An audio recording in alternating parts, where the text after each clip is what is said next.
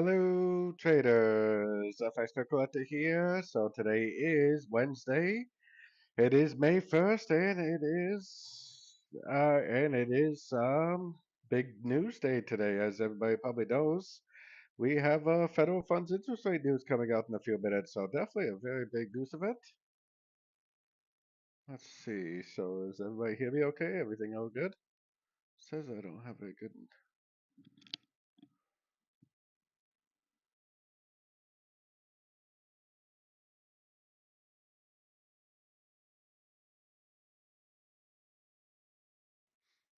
All right, seems like everything's okay. Working all right. So, anyways, hopefully it's all working good. We got a pretty big news day ahead of us, so definitely want to make sure everything's working good. So, anyways, yeah, we got FOMC. We're coming out very shortly, so that's going to be a pretty big deal. We got federal funds rate coming out. They're not predicted to change anything, and I really kind of doubt that they are going to change anything.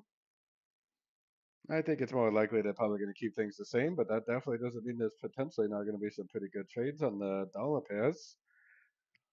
I actually think that this is very likely to be a wave five, in my opinion. It definitely looks like a wave five, I would say. To me, it really looks like a wave five on the daily time frame.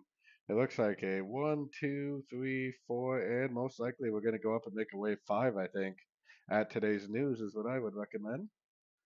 So I'm pretty confident that we are probably going to go up for a wave five today, at least finish the wave five.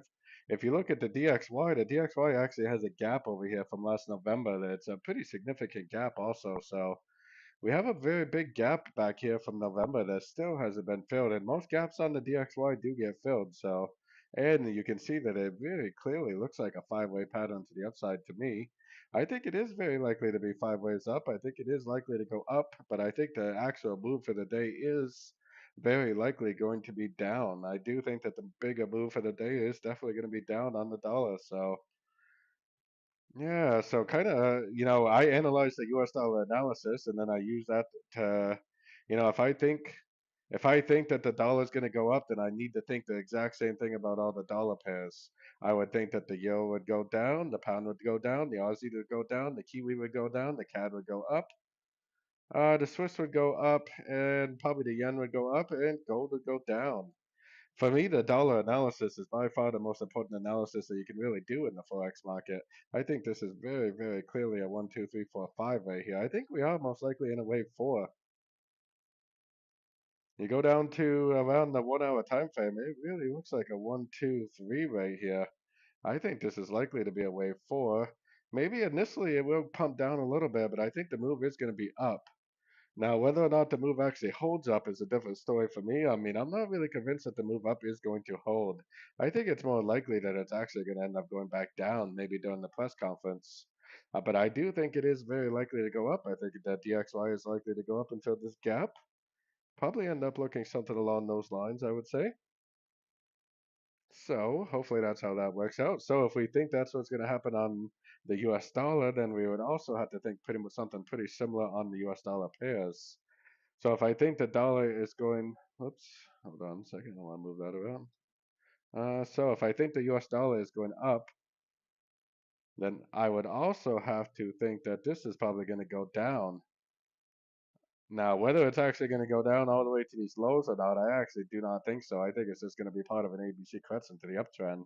Whether like this, like I was saying about the other part, whether this is actually a wave three or a wave C, I think is a different story. But hmm, yeah, I think the initial move on the euro dollar is going to be down, but I think that once the press conference starts, I think this is actually going to go up. Whether it's a wave C or whether it's a wave three, I think is yet to be determined. I'm definitely still leaning on the side of a wave three, but I honestly wouldn't be surprised if it was a wave C, and then maybe later on in a week or two, it actually ended up going back down like that. Honestly, wouldn't surprise me a bit.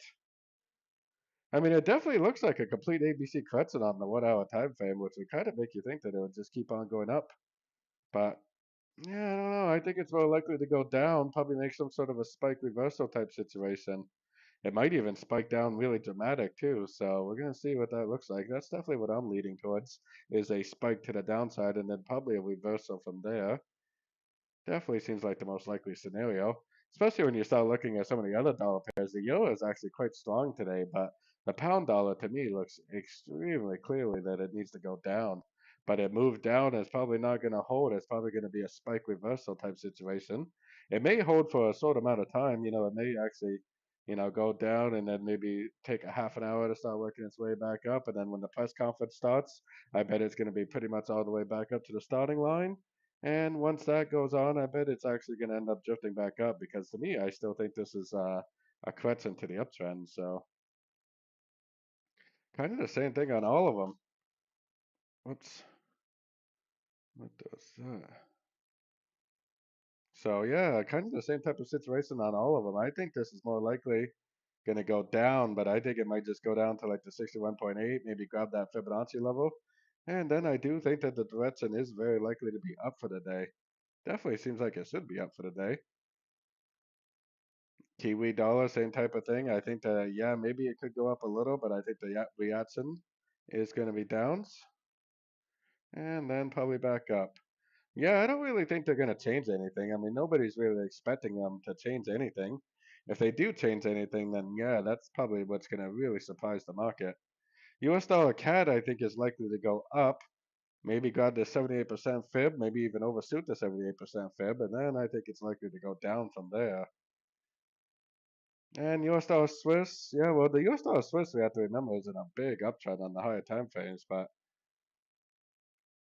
yeah, I mean, I think it's going to go up, grab all these highs, complete this 1, 2, 3, 4, 5 pattern that we have. Then I think it's going to start making its way down, probably break structure. Now, whether it's going to turn into a big giant downtrend or whether it's just going to be a small little move to the downside, I think is a different story. But it might just go up, grab these highs, go down, grab these lows, and then maybe kind of slow down for the day, make like a correction to the uptrend or something. And the US dollar again, I definitely think needs to go up some more too. I think this needs to go up. It might even go all the way up back to these highs. I honestly wouldn't be surprised at all about that. Then it's probably pretty likely to start making its way down. It's probably pretty likely it's going to try to shake people out. Yeah, definitely. I agree with that. It's probably going to try to shake everybody out. The spike reversal pattern is an extremely, extremely common pattern during these news events. I think last FOMC interest rate news that we had, it didn't do a spike reversal, but I'm pretty sure that most of the time it definitely does do the spike reversal type situation, something like that. Is definitely what I think is going on there.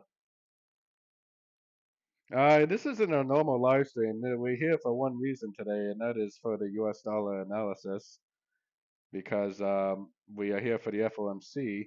But Aussie Kiwi pairs, things like that are definitely going to be affected by today's news. And once the news comes out, we could possibly look at some things. I'll definitely go through and look at some things after that. But we are definitely here for the dollar interest rate news tonight. We're going to watch the news together. We're going to see what's going to happen. And then we're going to have to wait because the press conference starts 30 minutes after the news comes out.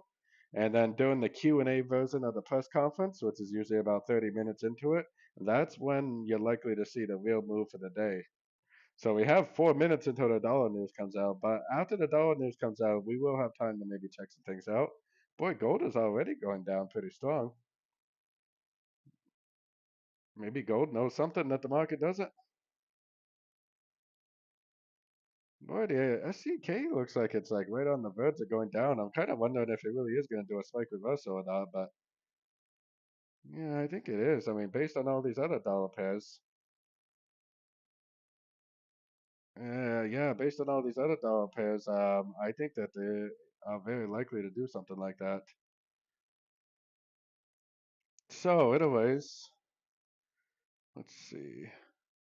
We got about 4 minutes to get you. If you want to enter a trade prior to the news, then otherwise you might be chasing it. Otherwise, you should probably wait. If you don't enter before the news, you're probably gonna have to wait until the press conference comes out because that's when you're probably more likely to actually see a real move. So it's kind of up to you. Obviously, I honestly don't really recommend trading these big news events anyways. But if you are gonna enter a trade, you should probably do it before the news comes out. Otherwise, you're probably pretty likely to get stopped out of a trade if you're trying to chase it. So I'm getting my orders ready. Yeah, they're all probably pretty likely to spike, to be honest with you. I think we're gonna see spikes right across the board, probably.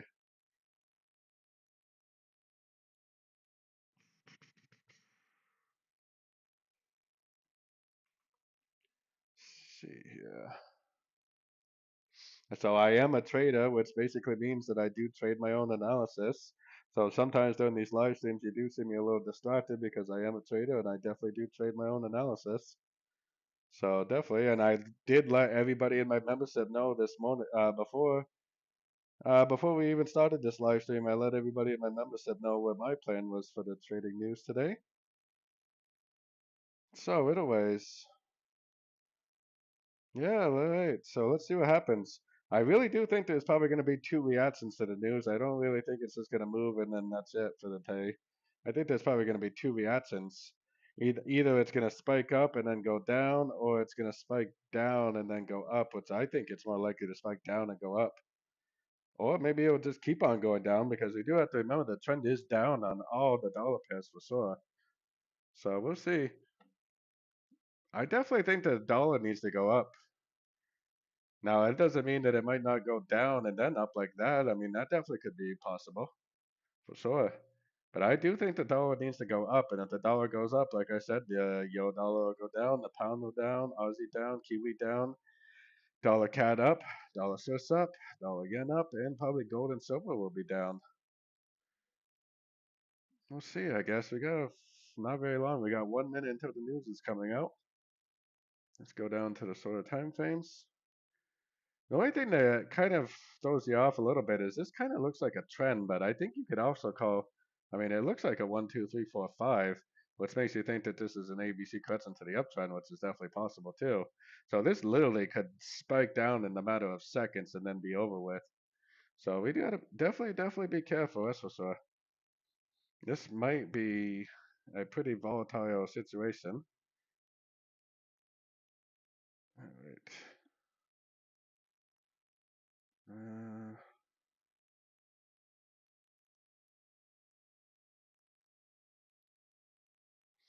all right, let's see what happens, I guess. Got about 10 seconds until the news comes out. I get my little thing away. So, like I said, I am definitely a trader, so I do trade my own analysis. And let's see what happens. Here we go. News is out. Come on, spike reverso. Yeah, it's all kind of all over the place. I would imagine the news is probably pretty flat. Ooh, is it going to spike up and then go down, or what's it going to do? Let's see. Oh, spiking all over the place, isn't it?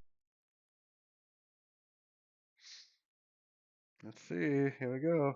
Is it going to go down or what? Or is it just going to hold to the upside? Did they change anything? I would imagine that the news is flat. I really doubt that they actually changed anything. Yeah, the news is definitely flat, isn't it?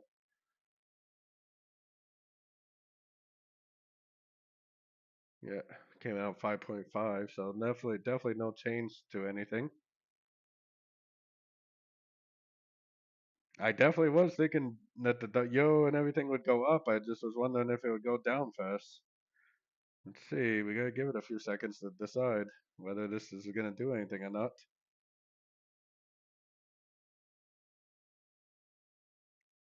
It's not really a big dramatic move. This is a 15-minute time frame too, and it's really not that dramatic of a move compared to a lot of these news events that you see, a lot of the FOMC interest rate news events. Definitely not that dramatic at all, really. Just kind of a normal day. All right, so let's see if it goes up and grabs these highs, grabs this fib level and goes down, or if it's going to hold to the upside. I don't think that the first move is going to be the real move, so that's why I'm kind of wondering. The fact that it's going up now kind of makes me think that the real move may actually be down. So we'll see in a second here.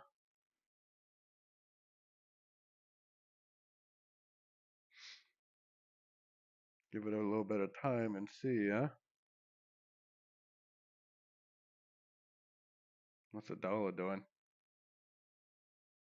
Oh yeah, boy, I bet that's not the real move of the day. Definitely though.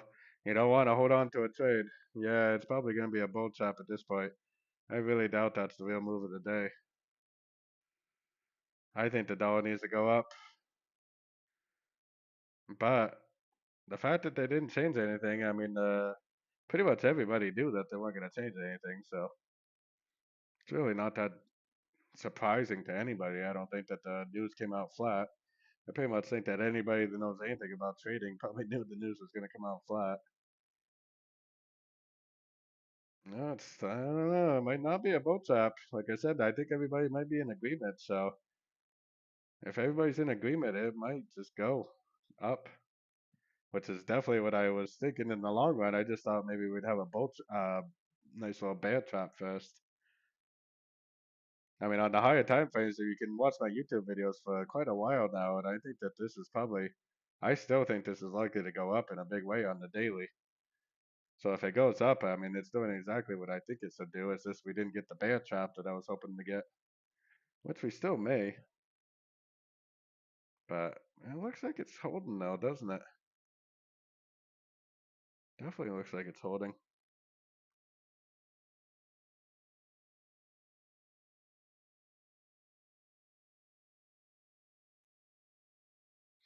I don't know. My overall bias is definitely up on the down on the dollar. I just really feel like it needs to go up there and grab some of that liquidity before it goes down. So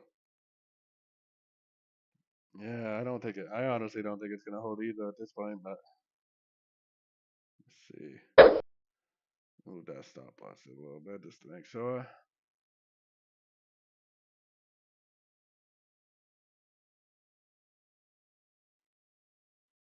Yeah, I kind of think it needs to strengthen for a little while, but maybe at this point it might wait for Powell to come on and open his mouth before it does it. And yeah, usually it goes back to the starting line unless everybody's in agreement, which it seems like everybody might be in agreement about the move. Which it kind of seems like the market already had the news played in back here this morning. Pretty much everybody knew up was the direction. It actually seems pretty clear. I mean, if it does hold, it actually seems pretty clear that it would be a 1, 2, 3. I just thought for sure it was going to go down one more time, which I still think is pretty possible. But if it stretches out pretty much any more than it already is, I think the idea has pretty much gone out the window. So,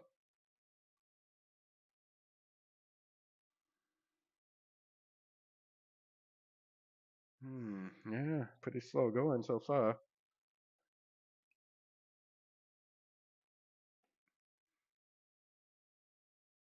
It's actually a very, very underwhelming news event. And this thing sometimes moves the thing, sometimes I'll make 100 pips spike reversal in a matter of minutes. Oh man, I really don't think it's holding. But like I said, my overall bias on the daily is definitely up. So if it does go up, it's kind of doing what I wanted it to do, anyways. But I thought for sure we were gonna get a bad chop first, which I still think we may. What's gold up to? Gold too. Even kind of looks like that. Kind of looks like a 1, 2, 3, 4, 5 on gold, but it could be an ABC type thing. Yeah, we got the meeting minute or the speech will be starting in 20 minutes, so 25 minutes. Now, the only thing that I really dislike about this news event is now that the news came out, we had to wait a half an hour for the press conference to start. Then Powell usually talk for about 30 minutes, and then after Powell talks for 30 minutes, they're gonna have a Q&A. And at the Q&A, when the press is asking Powell questions, that's usually when the market will actually decide on a move and actually hold to one way or the other. So basically, what it means is that the news comes out at 7 o'clock, and you really don't even actually know until probably 8:15, 8:30 until you got a real move or not. So, oh yeah, some of those Swiss and yen pairs and stuff like that are probably going to be moving too. Sometimes some of those other pairs are even better to trade than the normal pairs are. Like the yen pairs, is the yen moving? Let's check out real quick, see. Is the yen pairs moving? Well, we can't look at the dollar yen because that's the dollar. Hmm, it's not really moving too much. How about the Swiss? Swiss is moving a little, but definitely not that much. It's actually a very, very underwhelming news event to tell you the truth, man. It's really not a whole heck of a lot going on. Let's see. But all you really need to do is the market needs to see Powell, and once they see Powell, that's probably going to change things. Yeah, the Swiss pairs are pushing up a little bit. Man, we're very close to my target up here on this pound Swiss. Very, very close.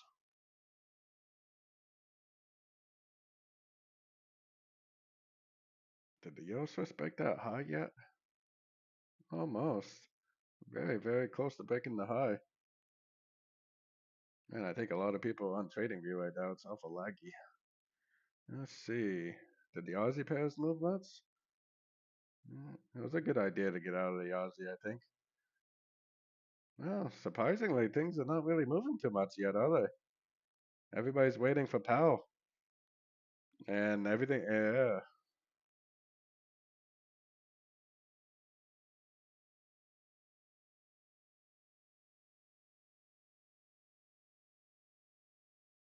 yeah, nothing's really moving too much, is it?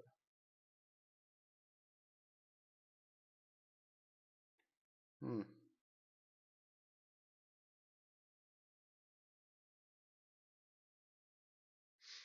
Which pair are you talking about? Gunberry? Holden Hope? Sorry, I kind of lost track of what you were talking about.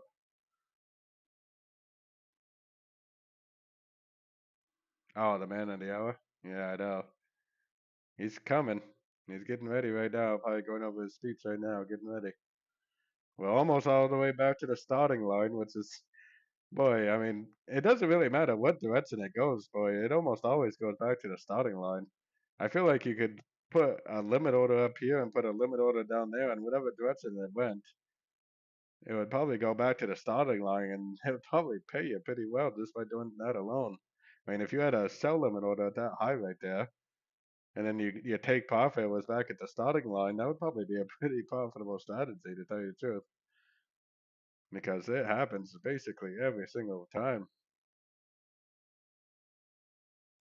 Yeah, the US dollar yen also kind of looks like it could make a move. Honestly, that dollar yen to me looks like it wants to go up. One, two, three ways down. I think that does want to go up again. I really doubt that's the end of anything. Look at that shape right there. It does not look like the shape of anything that's over. It looks like the shape of something that's going to go up again. So I still think the dollar is going to go up. I just don't think it's going to go up in a big way. I think it's just going to kind of drift up. I think this DXY has to fill this gap up here. Now that we have three waves down, it actually kind of looks even better, doesn't it? One, two, three waves. Went down and grabbed liquidities, grabbed some people's stops. Now it's going to go up, take out this gap, grab all these stops up here, and then it will go down and it'll make sure it stops out everybody. It's going to stop out the people who went short, it'll stop out the people who went long, and then eventually it'll probably make its way down for real. That's what I think is going to happen. Make sure it stops everybody out. It's going to go, just anybody that went long is probably going to get stopped out. Anybody that tries to go short will eventually get stopped out, and then it'll probably drift up. Powell is always hawkish, isn't he?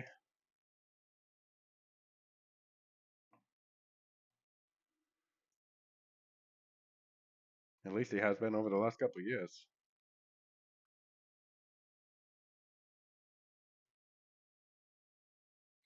All right, well, I think at this point it's probably not going to do nothing until Powell shows his face. So we're going to have to wait about 20 minutes until that starts. Man, that pound dollar, that looks like an ABC correction right there. Looks like it's going to go down. Yeah, I think it's going to be just as, just didn't spike in the right direction, but I still think it looks good. 1, 2, 3, 4, 5. I think it needs to go. The Aussie needs to go down, most likely. And yeah, this looks more like a trend, but I bet that's gonna drift down also one more time. I think so. The US dollar CAD is actually one of the ones I think that's actually even one of the clearest ones, honestly. I think it's more likely this is a 1, 2, 3 pattern, and this is gonna go up again like that. Probably a 1, 2, 3. This is probably a wave 4 too. 1, 2, 3, 4, and 5. Yeah, non-farm payroll is on Friday, so the day after tomorrow. But non-farm payroll is another really good news event, definitely. Non-farm payroll has actually used to be my favorite news event to trade. It was always really reliable. Most of the time, it's pretty reliable. Yeah, I'm not too convinced on this move. That's for sure. 1, 2, 3, 4, 5. But boy, they all look like a wave 5 to me, which tells me that even if it does go up, it's probably not gonna last. I mean, they all look like if they go up, it's probably just gonna go up, grab these highs, and then go down again. So I don't think that the move's gonna last, even if it does go up. And the dollar yen to me really, really does not look like something that's over. It kind of looks like 5 waves too. 1, 2, 3, 4, 5. Yeah, ever since everybody's too concerned about interest rates now, Dev. Non-farm payroll used to be one of the best news events of the month. You know, everybody it was really reliable and it was really tradable. And it's not what it used to be because now the only thing everybody cares about is interest rates and inflation and things that have to do with inflation. It's kind of funny how that works. I just posted my trading results for last month on Discord. If anybody wants to join my free Discord channel, you're more than happy to take a look. This is what I made. I shoot for 5 to 8% a month. This is what I made in April right here, 7.53%. I just posted my results for the month yesterday at the end of the day. So I made 7.53% last month. And yeah, I usually suit. I'm not the type of trader that's shooting for 10, 20% a month because the people that shoot for 20% a month, yeah, maybe they can make 20% one month, but most likely they're not going to do it on a consistent basis. And most of the people that try to shoot for those big profits actually will end the year probably making very, very little money. The person who shoots for 5 to 8% a month after month, year round, is the person that's going to outtrade that guy trying to make 20% a month, probably 9 out of 10 times. Now, every once in a while, you will get a trader that can make 20% a month every single month, but and if I risked more money, I could probably do it too. But I like to go slow and steady. I risk 0.2% of my account per trade. Every single trade is 0.2% of my account. So if I get like a 4-to-1 trade, it's only a 1% gain in my account. So I'm not looking for the big giant returns because you know what? I've never blown a trading account in my life. I've been trading since 2009 and I've never taken a trading account to zero in my life because for me, it's all about capital preservation. Now, this every single trade that I took last month, I did share with all my premium members at the time of entry. Every single trade I took last month, I shared with people, and anybody that followed along really closely probably would have seen roughly the same results as me, if not a little better. Maybe if they were risking 1% per trade, they probably would have almost got to 20%. So every single trade I do take, as far as swing trades and day trades go, I share with my members at the time of entry, and this week has been kind of slow as far as entries go because I am more of a swing trader than anything, but these are my entries so far this week. I haven't entered that many trades this week. These are the trades that I've entered so far this week. A lot of euro dollar trades. I've been trading the euro dollar a lot. And yeah, those are the trades that I've entered so far this week that I've stayed with the premium members of my group. If anybody is interested in joining my premium membership, then the link for that is in the description of this video. It is $30 a month. The link is pretty easy to remember, fxpipcollector.com. It's $30 a month. It's a monthly membership, but every single swing trade I take, I share with the groups at the time of entry. And I have a trading course on my website. It's 35 videos over 7 hours long. I also do these live trading sessions every single weekday. I do London session meetings, 90 minutes long, every Monday, Tuesday, Wednesday, Thursday, Friday. And I do New York meetings every Tuesday, Wednesday, Thursday, Friday, 90 minutes long.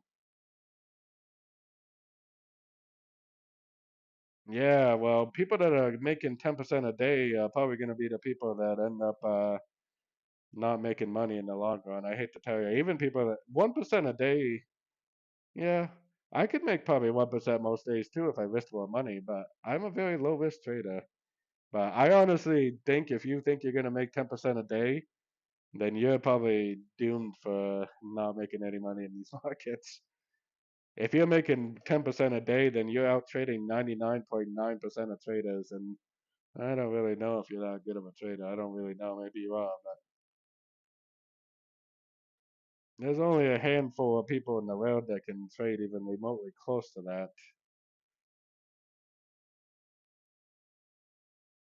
Yeah, yen Billy. Oh, nice. Yeah, it's definitely back to the starting line almost. We got about 12 minutes until the speech starts. Yeah, why not try? I definitely say, yeah, soup big, buddy. I agree with that. The speech starts in about 12 minutes. Hey, Rocky, how's it going? Nice to see you. So we got the speech starting in about 12 minutes.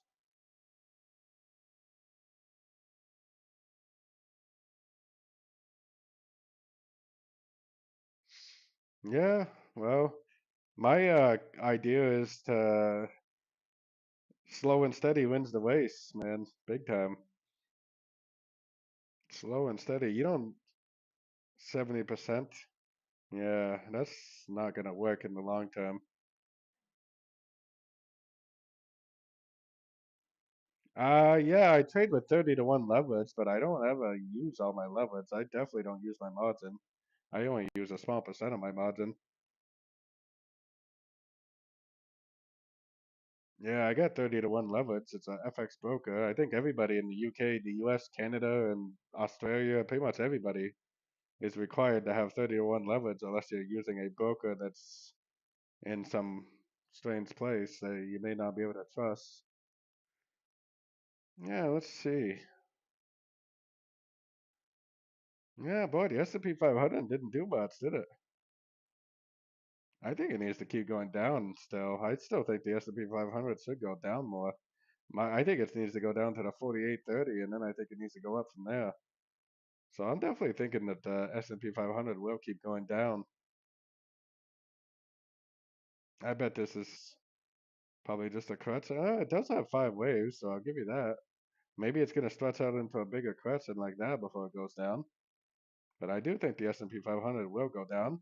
Whether it makes like a bigger crescent, like a crescent to this whole move down, I guess is the question. But I'm definitely leaning towards down on that. Definitely. Yeah, well, we got to wait for the Powell speech now to see what happens. But as far as the higher time frames go, I am definitely leaning towards up on the euro dollar and pound dollar, pretty much everything. Whether this move up is a wave C or a wave three is yet to be determined. I mean, if this is at the end of a wave C, then this is obviously a wave three.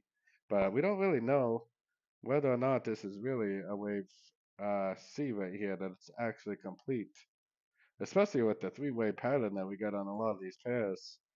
It could potentially just go up and then back down again and continue to downtrend pretty easily. So I wouldn't. Yeah, man. What it is a pretty underwhelming news about man. Look at that.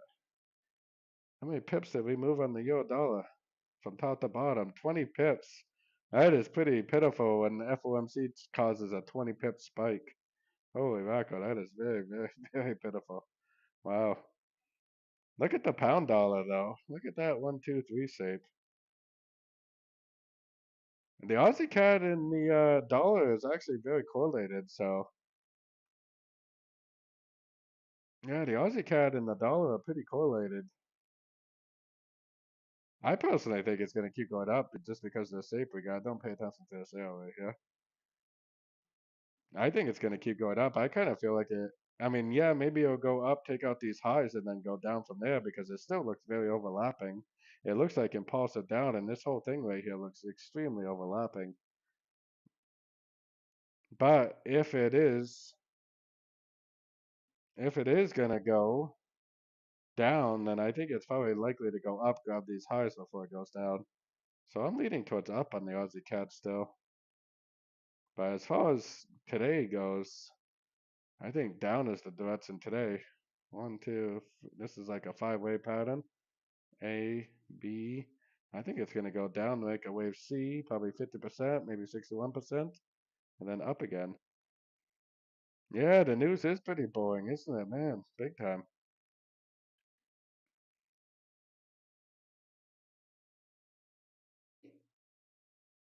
Yeah, that would make sense, definitely. Up dollar, down Aussie, and then down dollar, up Aussie. Yeah, definitely. Definitely makes sense. Yeah, things are holding tight, but what do we got? We got 7 minutes until the news starts. Let's see. Is there something anybody requested that I can look at? I did the S&P 500. Let me scroll back a little bit. See, we went over the dollar pairs a couple times. We're gonna watch the FOMC in a few minutes here, but we can look at a few things first. Bitcoin's kind of bottoming out a little bit at that 56,000 area. Not quite, not quite done yet, though. I don't think.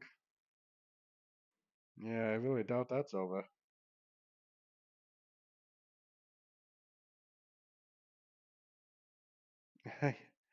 Yeah, everybody. I think it would take more than just us retail traders to move the Aussie Swiss. I bet it takes a lot of money to move the currency markets. You gotta have some major banks, not just millions, but probably billions. I mean, look at like Yenberry was telling us in the group the other day. The yen dropped a couple $1 billion worth of yen, and it barely even moved the yen pairs. So, which was like 32 million, I think, was what the conversion rate was. So 32 million yen, 32 million dollars in yen, and that's all that it was able to do. It's just this one move down, and that was it. 32 million right there, just to cause that one move down right there.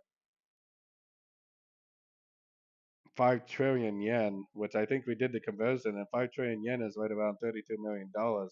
So it took $32 million just to cause this one move down. So unfortunately, the currency markets are a little too big to be manipulated by anybody unless they got some extremely deep pockets, which is kind of good in a way, but there's definitely people out there with big enough pockets to move the market, that's for sure. Yeah, definitely. I think oil is probably going down to 77. I was watching the 88.2 and man, it blew way past there. So yeah, I would my next area of interest would be the 77.85, which is the 50% fib right there. That's the next area of interest on that. Definitely would still be looking for shorts on that for sure. Definitely. So if anybody hasn't done so already, definitely join my free Discord channel. I do these giveaways once in a while, and also it's a community of like-minded traders, so definitely check that out. I think Bitcoin's not done yet. I think it still needs to go down some more, but at some point I think it'll go up. So definitely join my Discord community. It is 100% free to join. I do have a membership program, but you don't have to join the membership. You can join my Discord channel for free. If you do want to join the membership, then you can join my membership at my website, fxtopcollector.com.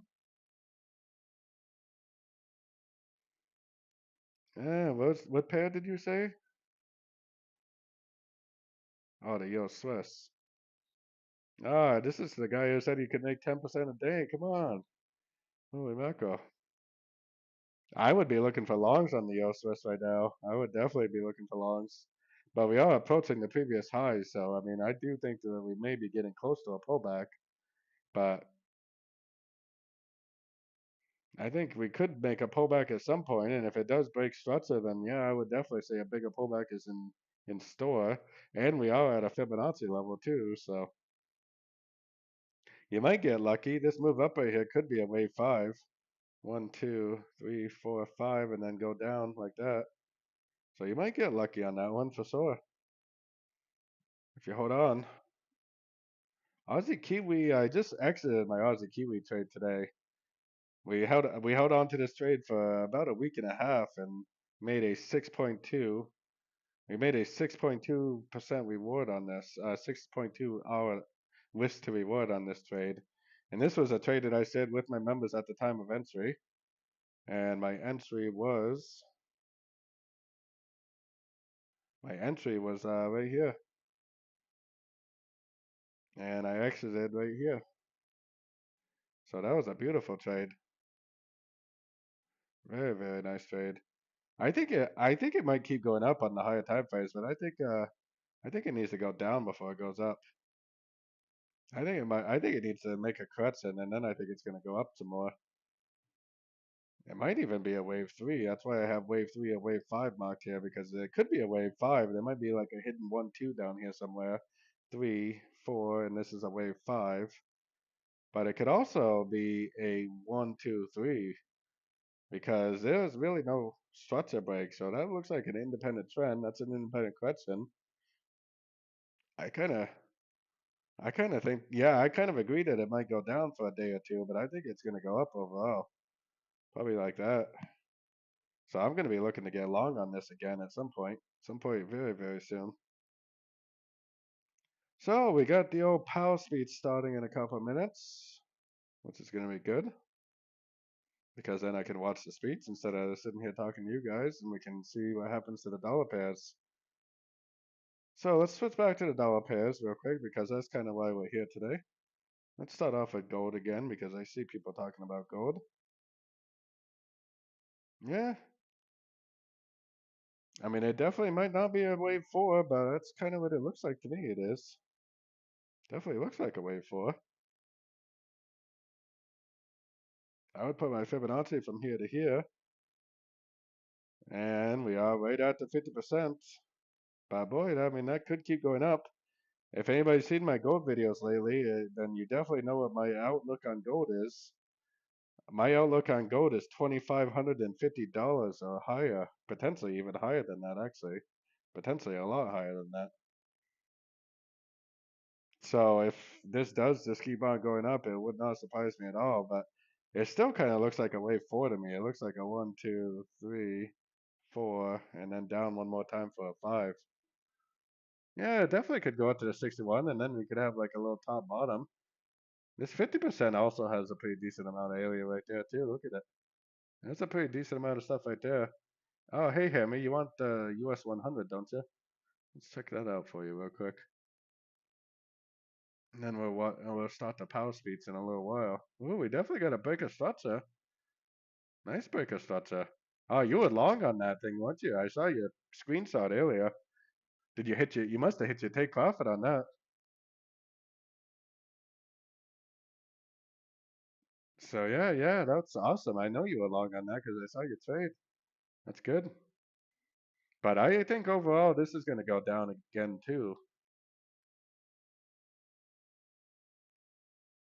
Now here we go. Speech is starting. Oh wow, look at the euro dollar already pulling back. I think this is very likely to be a wave A, a wave B, and I think it's very likely to go down for a wave C, in my opinion. Oh, you closed to take profit? Oh, well, you must have made some money on that trade, though. That was a nice little trade. So let's switch back to the dollar pairs because obviously we got Powell starting to talk.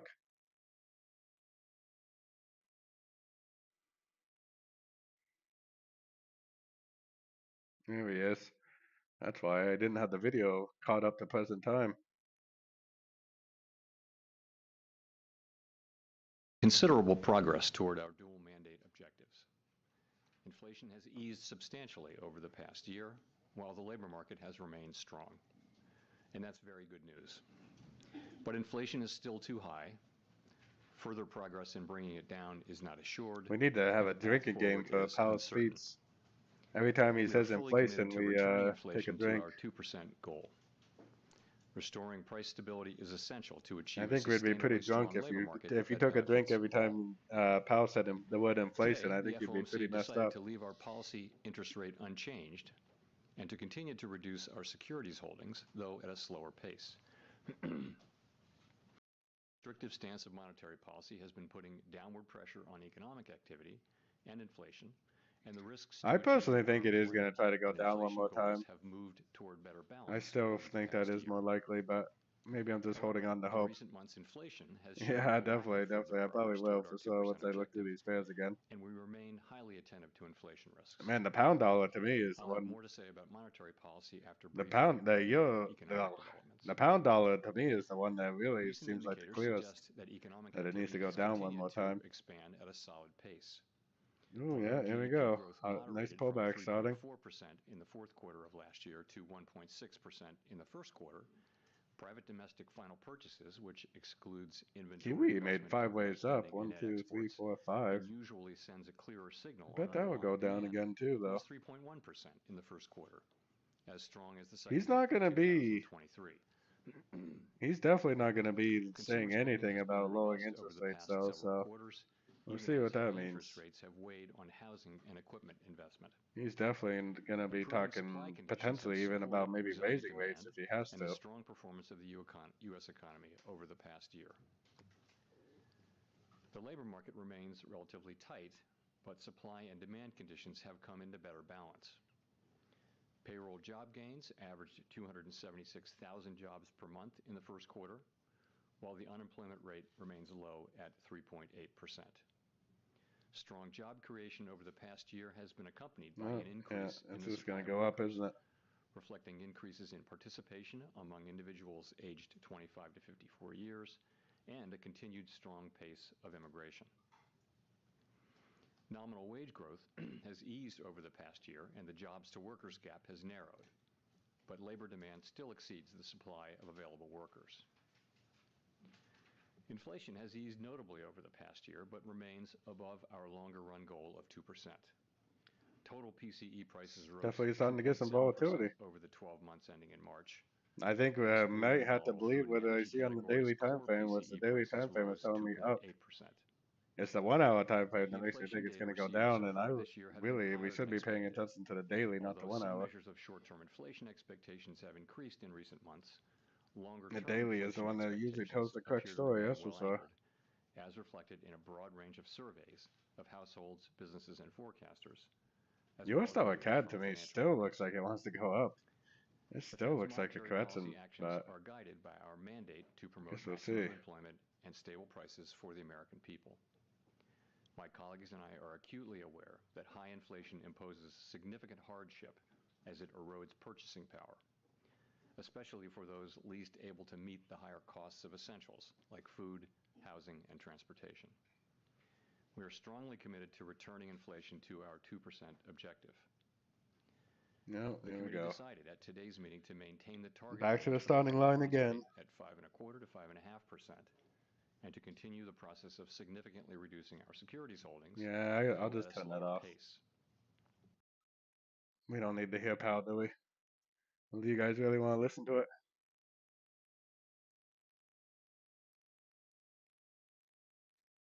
Yeah, dollar's going down at the moment, but boy, it's starting to pick up some volatility. I think it's going to go up and then down, but I definitely could be wrong because my overall direction is definitely down on the dollar. So it's the short time frames that makes me think this could go down. The shorter time frames is what makes me think it could go down, but the higher time frames make me think up. So we'll see.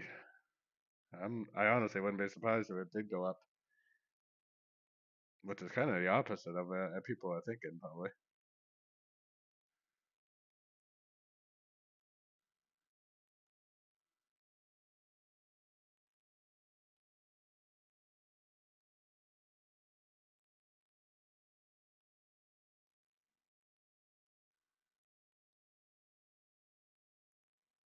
Yeah, it's a pretty underwhelming news event, if you ask me.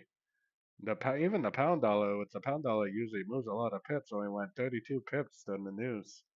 That's a very small move. Very, very small move.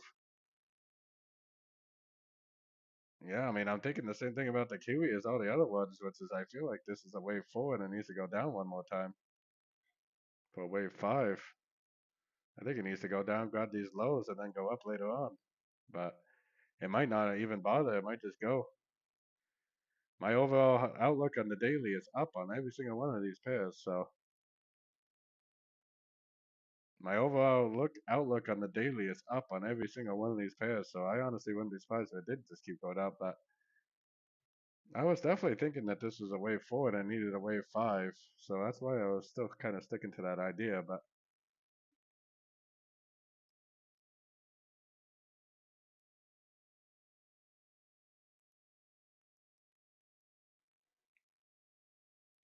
we'll see. Might not do it. Might just go. Kind of seems like it wants to just go, but at this point, you kind of got to wait for the Powell speech before you get too excited about anything. You need to wait for the Q&A to be over.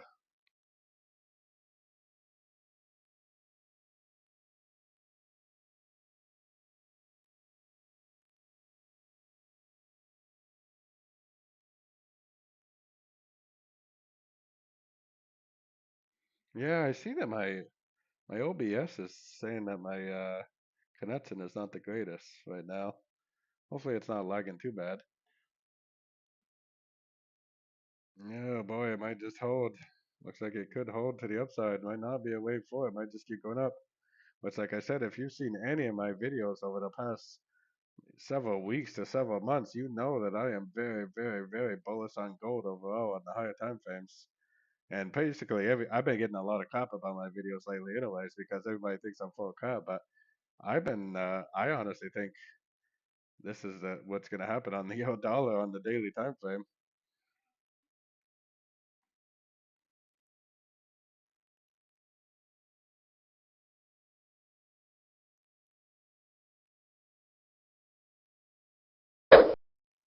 Yeah, well, yeah, definitely, huh? Looks like it's holding. Yeah, look at that. That's the end of a correction if I've ever seen one. Yeah, definitely looks like the end of a correction.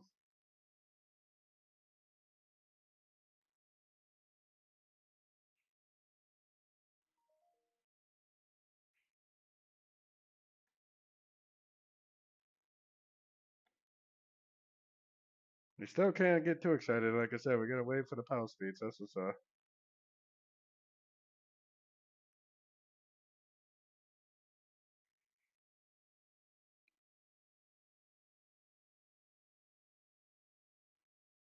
I gotta wait for this speech to get over. Definitely. It looks like the move is in, man. That doesn't look like a spike reversal anymore. That definitely looks like the move is in for the day. We'll see though. We can't jump to conclusions quite yet, but I think we pretty much can, almost to the point where we can. Oh, I think they're asking questions already. That we believe it is restrictive, and we believe over time it will be sufficiently restrictive. That will be a question that, that the data will have to answer. So as a follow-up, if inflation Pardon me. continues running roughly sideways as it has been, the job market is reasonably strong, unemployment low, and expectations are anchored and maintained, would you disrupt that for Expectations are not anchored? or anchored, Or anchored. stable, roughly? Would you disrupt that for the last half point on PCE? Well, You know, I don't want to get into complicated hypotheticals, but well, I was definitely right about the direction. I just wasn't right about the spike reversal. Phew, look at it go. That thing is headed. That is definitely the end of an ABC correction right there. I don't think it's gonna pull back now. It looks too big to pull back. If that pulls back now, I think that would be pretty odd.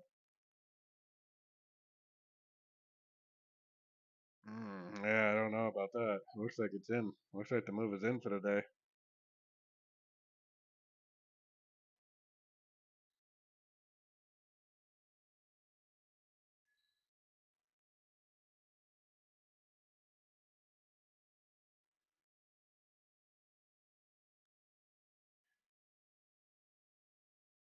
Yeah, I was definitely worried. I just wasn't worried about the spike reversal. That's what's my overall direction has been up for months. You can watch my YouTube videos from months ago and see that.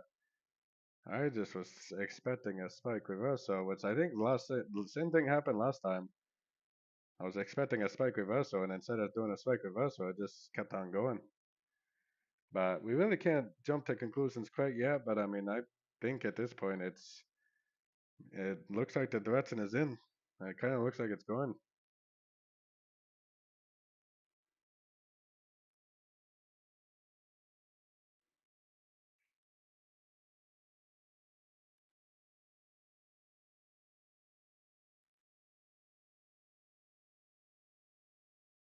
Mm, yeah, definitely looks like it's probably gonna hold. This is potentially the beginning of a wave three.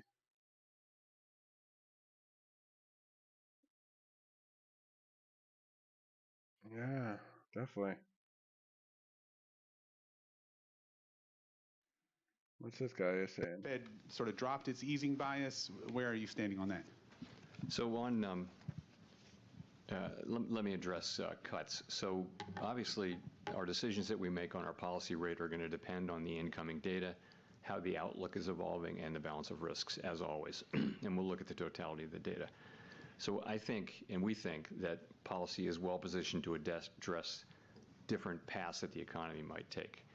And we've said that we don't think it would be appropriate to dial back our restrictive policy stance until we've gained greater confidence that inflation is moving down sustainably toward 2%. So, for example, let me take a path. If we did have a path where inflation proves more persistent than expected and where the labor market remains strong, but inflation is moving sideways and we're not gaining greater confidence, well, that would be a case in which it could be appropriate to hold off on rate cuts. I think there's also other paths that the economy could take which would cause us to want to consider rate cuts, and those would be, two of those paths would be that we do gain greater confidence, as we've said, that inflation is moving sustainably down to 2%, and another path could be, an unexpected weakening in the labor market, for example. So those are paths in which you could see us cutting rates. So I think it really will depend on the data. In terms of peak rate, I think really it's the same question. I think the data will have to answer that question for us. Well, and could you just follow on the path where you might not cut? Is that, you mentioned that it would be inflation persistent. I mean, is inflation, would that be the key data in making that decision, or could you expand a bit more on that? Thank you. Again, we've set ourselves a test that for us to begin to reduce policy restriction, we'd want to be confident that inflation is moving sustainably down to 2%. And for sure, one of the things we'd be looking at is the performance of inflation. We'd also be looking at inflation expectations. We'd be looking at the whole story, but clearly, incoming inflation data would be at the very heart of that decision.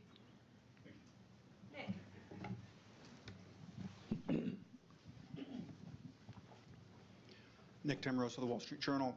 Chair Powell, to what extent has the easing in financial conditions since November contributed to the reacceleration in growth? And do you now expect a period of sustained tighter financial conditions will be needed to resume the sort of disinflation the economy saw last year?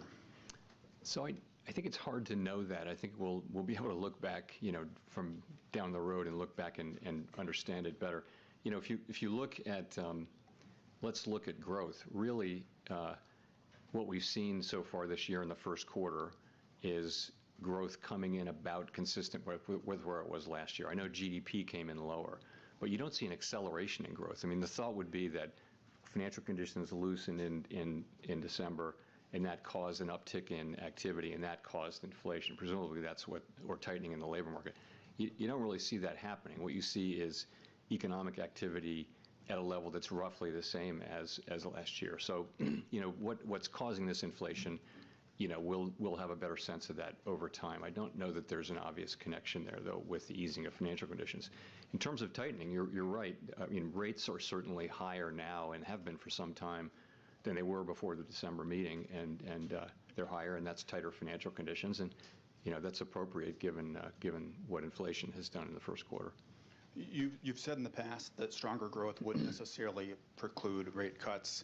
I wonder, would continued strength in the labor market change your view about the appropriate stance of policy if it was accompanied by signs that wage growth was reaccelerating?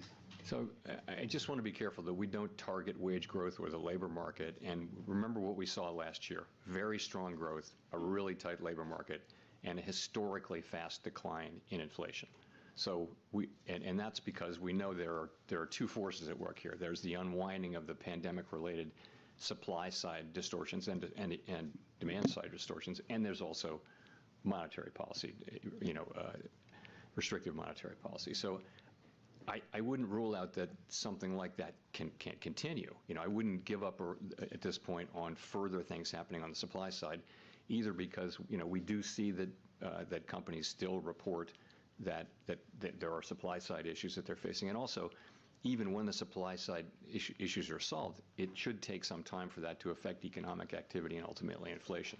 So there are still those things. So I don't like to say that either either growth or a strong labor market in and of itself would automatically create problems on inflation, because of course it didn't do that last year. You ask about wages. We also don't target wages. We target price inflation.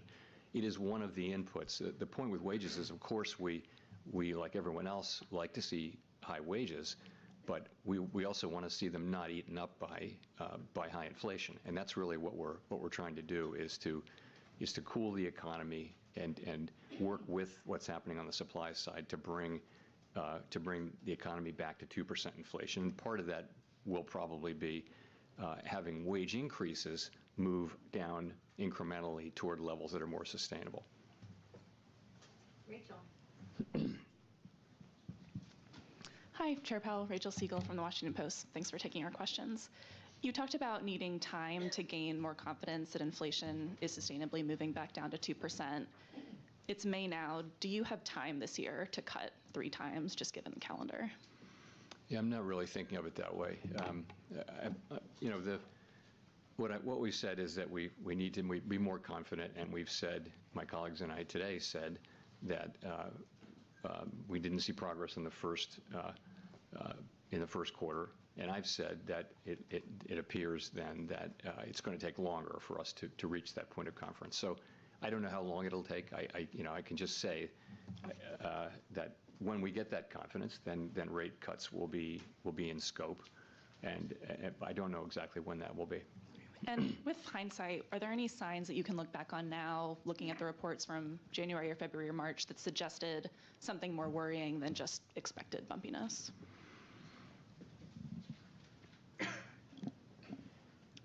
Not really. So I thought it was appropriate to reserve judgment until we had the full quarter's data, until we saw the March data. And so take a step back. What do we now see? Well, we definitely got to wait for the speech to end, but yeah, I honestly don't think there's going to be a second reaction now. I mean, the dollar. Can I move this over a little? I think I can, right? Let's see. There we go. That's better. There we go. That's much better. So I honestly don't really think there's going to be a second reaction anymore. I think the move is in.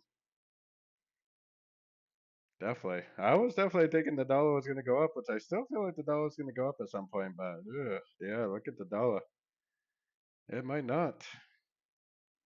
And if you watched any of my videos for quite a while, you definitely know what my direction is on the dollar anyways, but yeah, that definitely doesn't look like it's going to turn again to me. Now, it could definitely be an ABC on the euro dollar if you zoom out a little bit. I mean, this could be a wave A pretty easily. This could be a wave B, and it could be in a wave C, which means it could go up and take out all these highs and then go down maybe, at the end of the week. We got non-farm payroll coming in at the end of this week. So, I mean, it would make sense for this to maybe go up until the end of the week and then go down at the end of the week. Honestly, at that point, that would make a lot of sense for me. But there's also a possibility that this is a wave 1 and this is a wave 2, and this thing literally just goes and goes and goes for up and up and up, which is my overall outlook on the very high time frames. Like I said, anybody that's seen any of my videos lately knows that my outlook has been up big time for a long time. I still think this needs to go up and make a wave C, which is part of an expanding flat. 1, 2, 3, 4, 5 C expanding flat. A expanding flat, B expanding flat, and C expanding flat. So I'm definitely thinking that there's a pretty good chance. I don't know. I mean, I'm definitely very bullish for sure. At this point, it's gone. I would definitely never get into a short down here and then still be holding a short right now. That's for sure. Definitely. I did go short, but I stayed in. But when it went down and then went back up and started going up again, I got out of that damn thing pretty fast. Heck yeah. I'm not, because I understand that this isn't a big uptrend on the higher time frames. So, yeah, that's honestly why I recommend to all the people in my group to not trade the news. I mean, yeah, it was very clear that this was an ABC question, and I even had it labeled as an ABC before the news. But I thought for sure this thing was going to go down, grab everybody's stop losses, and go up because of what I saw on the pound dollar and a couple of these other dollar pairs. They really look like they needed a wave 5, but yeah, you definitely can't argue with the market, can you? That's for sure. That looks like the end of an ABC question. The pound dollar is actually quite a bit different. It's very impulsive. Kind of just looks like it might be a 1, a 2, and it might just keep going up for a wave 3. I honestly wouldn't be surprised if we're in a wave 3 right now, which is the wave 3 that I've been waiting for what seems like 6 months. So I am, yeah, I might have taken a small loss on the euro dollar today, but I am excited if this proves to be a wave 3, that's for sure. The Aussie dollar, I actually feel like is one of the clearest ones that this is probably a wave 1 and a wave 2 on the weekly, and this is potentially going to go up for a big giant wave 3. So, like I said, if anybody's seen any of my videos over probably the last 3 months, you know what my outlook is. It's just a sort of time frame, 1 hour. You look at this and you say that's a 1, 2, 3 pattern, which I still think it looks like a 1, 2, 3, and I still think it looks like it should have made a wave 5. But it doesn't matter what I think, right? It matters what the market thinks. That's for sure. In hindsight, it's pretty easy to say that this was, a correction to this, but yeah, at the time, I definitely was looking at this as an ABC down and then up. I thought for sure we were going to do a bear trap today. Usually you do get these traps during these big news events. You almost always get these bear traps or bull traps at these big news events, especially the FOMC news events.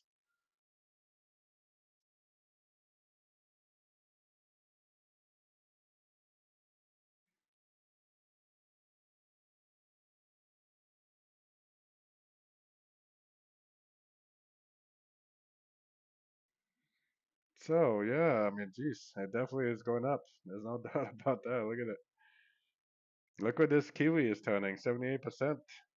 I honestly think this could be a wave 1, a wave 2, and I think we could be going up for a wave 3. I actually definitely think that's probably what's going to happen. But we gotta I mean, you never really know. I've had this marked as an ABC correction here for a long time. And I had some doubts about it because it closed so much above the 78%. But if you actually go out to the weekly time frame, it's actually just a spike. Look at it. I mean, it didn't really close above the 78% very well at all. It's more just a spike above the 78%. So, yeah, honestly, my higher time frame analysis, once again, is what we should be paying attention to. The problem is you go down to the 1 hour time frame and you start seeing something like that, and you're like, oh, look at that. That's a 1, 2, 3, 4, 5. It needs to go up again. Which I still think, looking at the 1 hour time frame, it needs to go up again. But listening to the roadmap time frames is always the best choice. And the roadmap has definitely been telling us that this is time to turn down for sure. Oh, the dollar Swiss, did it break that high? No, it still didn't break that high, but boy, it's definitely close enough. This is definitely what I would consider an order block right here. And it definitely just grabbed that order block. This is basically an order block because that's where a big move started. So definitely think that's the most likely scenario on that for sure.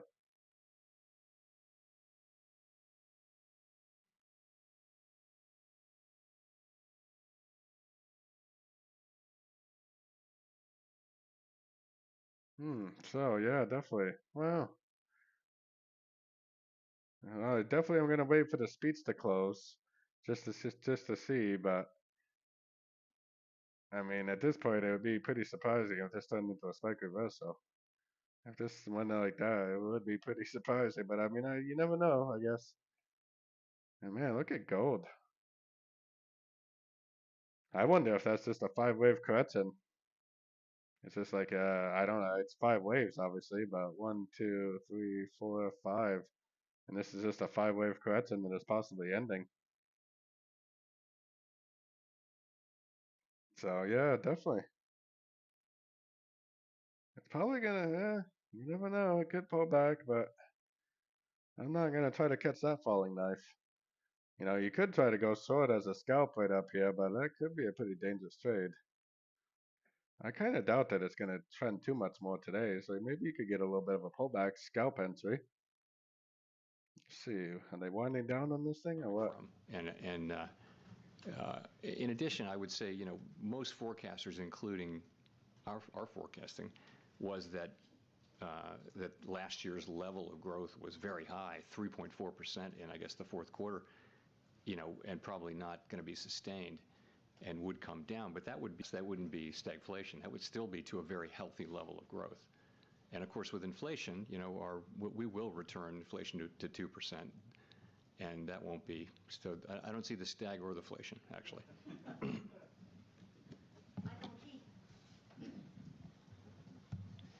Michael McKee from Bloomberg Radio and Television.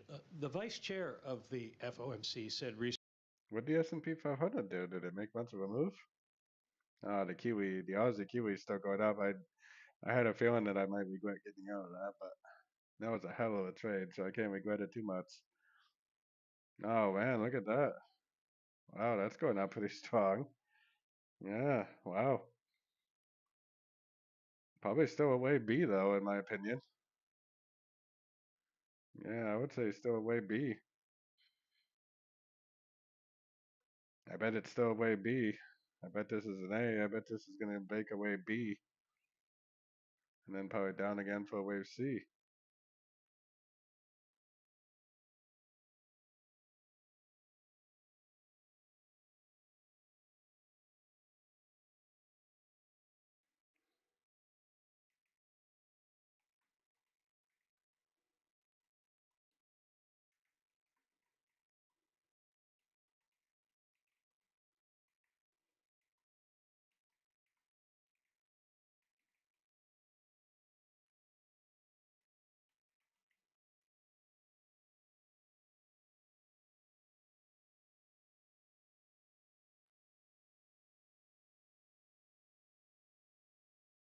Yeah, wow.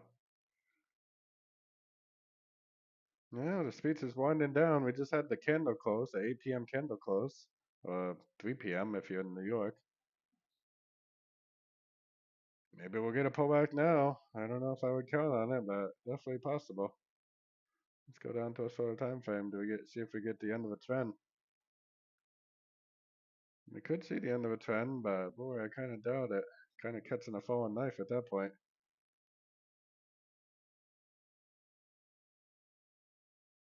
If we see a nice clear break below structure with some momentum, then maybe this is the 1 minute time frame, so that's a big maybe, but definitely is a maybe.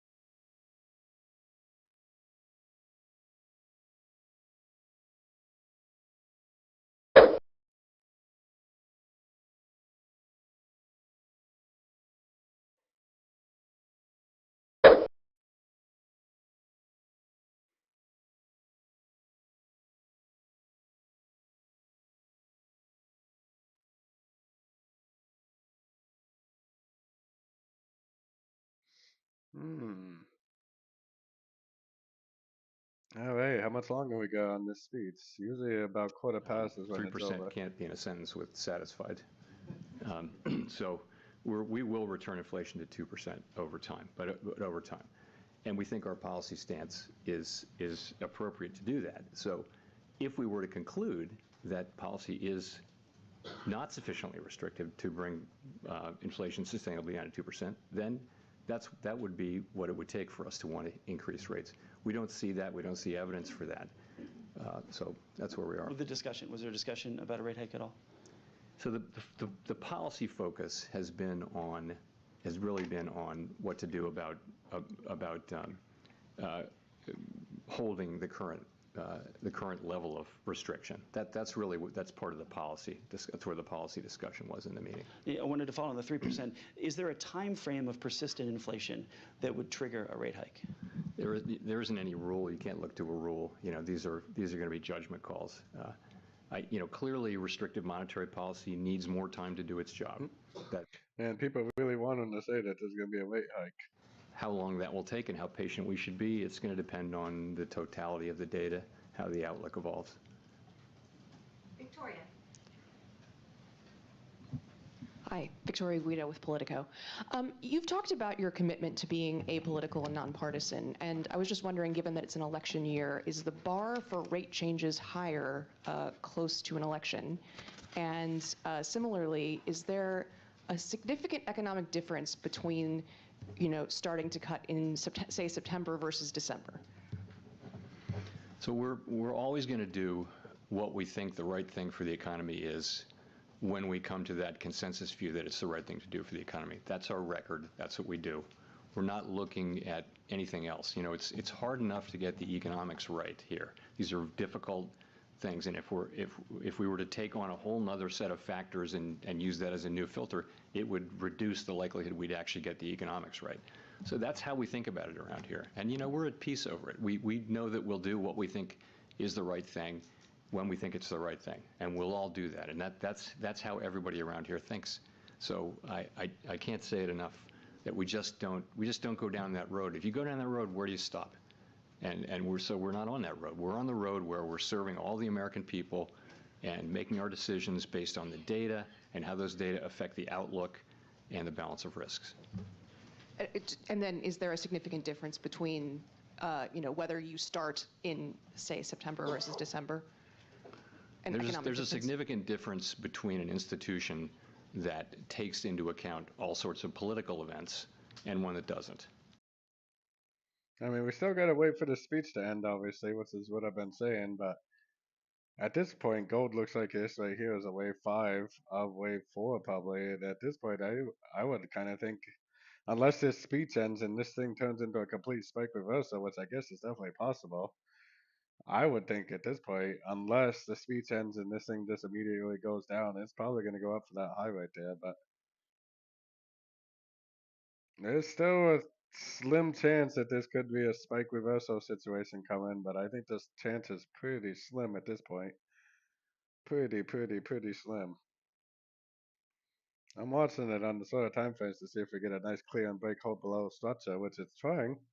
It's definitely trying to break structure. I think if it breaks that structure, that pretty much proves that this section of trend is over. And if that section of trend is over, maybe it could spike reversal, but I don't know about that. I think we're kind of grasping at straws if we think that's going to happen. At this point, I would say the euro dollar is pretty likely to go up and break these highs. Maybe not, obviously not today, probably, but by the end of the week, I would say it's going to break those highs right there. Hey, Rocky. I honestly don't trust it either, but I'm waiting for the Powell speech to break. I went long the dollar at the news, so yeah, I was definitely thinking the dollar was going to do a trap. I just thought it was going to be a bear trap. I thought the dollar was going to do a bull trap. I thought it was going to go up and do a bull trap and then not really do a whole lot. Now I'm watching it to see if it breaks this structure. If it does break that structure, then that would probably be the end of the high and low, high, low, high, low series. But yeah, we are kind of grasping at straws if we would think this thing's going to go all the way back down to here tonight. That would be one heck of a pattern if this thing closed way down there, man. That would be something else. But I guess it's definitely possible. Especially with the speech still going on, and especially with everybody trying to push Powell to say that they're going to raise rates. That's what everybody's afraid of, is that they're gonna raise rates because Powell keeps on saying that they will do what they have to do to make inflation low again, even if it means more. He doesn't say rate hike, but he says more economical tightening, which is basically his way of saying rate hike. He's a good talker, definitely. Living paycheck. He knows how to explain something without actually. He knows how to say something without actually saying it. If Go that up makes in sense. price, you are in trouble right away. And so with those people in mind in particular, what we're doing is we're using our tools to bring down inflation. It will take some time, but we will succeed, and we will bring inflation back down to 2%, and then people won't have to worry about it again. That's what we're doing, and we know that it's painful and inconvenient, but the dividends will be paid will be very large, and everyone will share in those dividends. And we've made quite a lot of progress if you can think about it. I think headline core PCE peaked at 5.8. Now it's at, anyway, headline peaked at 7.1. Now it's at 2.7. Don't want to get that wrong. No, you don't. Quick follow-up. Are current interest rates really doing that much, though, to fight inflation right now for those consumers?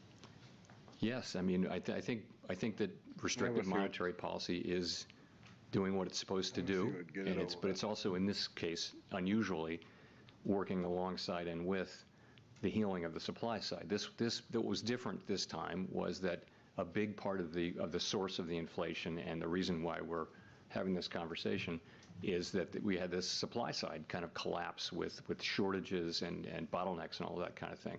And so this was to do with the shutting down and reopening of the economy and other things that really raised demand.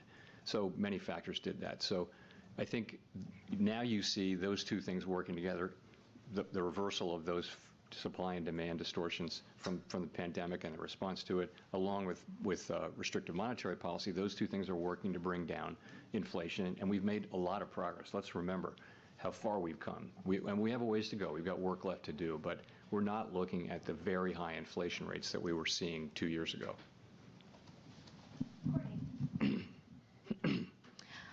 Courtney Brown from Axios. Thanks for taking our questions, Chair Powell. I wanted to follow up on something you mentioned earlier on housing inflation. There's kind of been this long-awaited disinflation in shelter that still hasn't arrived. So I guess two questions. How do you explain the substantial lags between some of the private sector data we're seeing and the government data? And how confident are you that rents will be helpful on the inflation front in the coming months? So essentially, there are a number of places in the economy where there are just lag structures built into the inflation process, and housing is one of them. So when you have when someone a new person goes to rent an apartment, that's called market rent, and you can see market rents are barely going up at all. The inflation in those has been very low. But it takes, before that, they were incredibly high. They sort of led the high part. So what happens is those market rents take years, actually, to get all the way into rents for tenants who are rolling over their leases. Landlords don't tend to charge as much of an increase to a rollover tenant. Yeah, I will be doing PM videos, but they're probably going to be a little bit later today. After this is over, after Powell's done, I'm going to go eat dinner. Probably relax for about 30 minutes, and then I'll make my PM videos probably right before market turnover, which is at 5 p.m. U.S. time and 10 p.m. UK time. We are about to break structure on the euro dollar. I'm not really sure if that